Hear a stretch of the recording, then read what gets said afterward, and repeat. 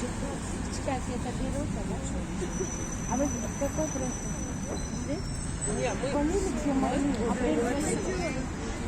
Часть тоненькую, часть толстенькую нарисовать.